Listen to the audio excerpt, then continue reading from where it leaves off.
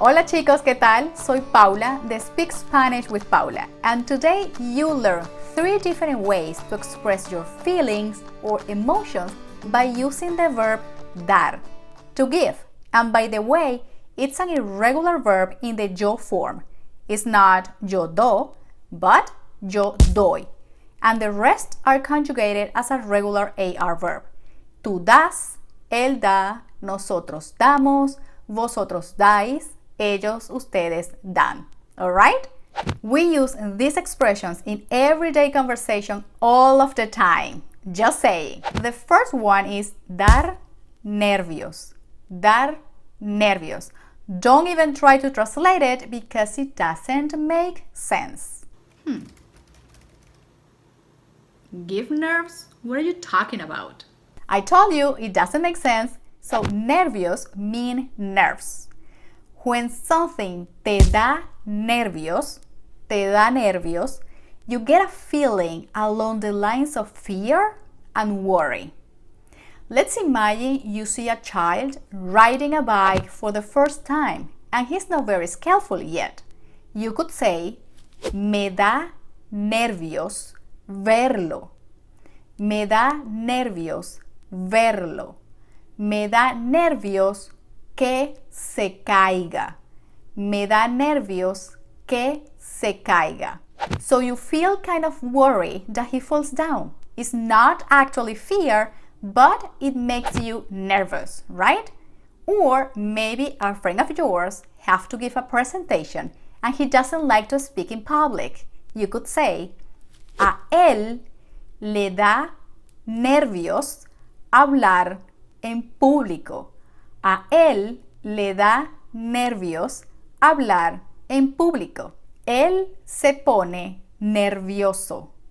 Él se pone nervioso. That's another way to say it, but using the verb poner. That's another lesson, okay? The second one, dar rabia. Dar rabia. When you see a dog foaming at the mouth, it means it got a virus called rabia, rabies. It's an illness, right? But we're not talking about the illness. We're talking about expressing feelings and emotions. So when something te da rabia, it means that you get a little bit angry. It's not that strong as getting mad or furious. That's another level. But it means that you get upset, disappointed, that something really bothers you. Let's imagine you have an appointment and you go to the place on time, but there's nobody there. You have to wait, so you've been waiting for 10 minutes, 50 minutes, and people are still delayed.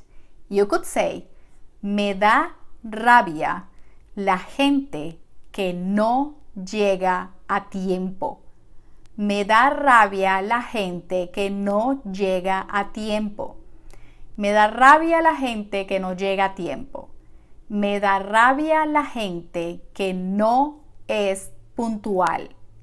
Me da rabia la gente que no es puntual. Me da rabia la gente impuntual. That's another word. Me da rabia la gente impuntual. Another example. Me da rabia que hables mal de mis amigos.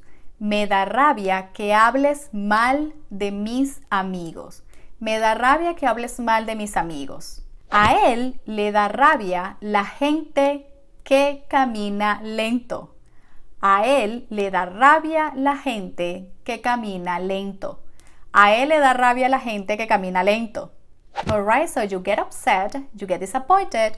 It really bothers you, but you don't get mad. It's not a level of anger. Alright?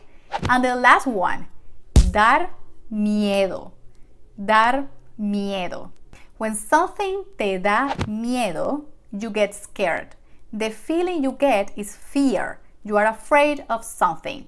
Let's say you don't like snakes. You could say, me dan miedo las serpientes. Me dan miedo las culebras. That's another word. Me dan miedo las serpientes. Or, me da miedo viajar en avión. Me da miedo viajar en avión.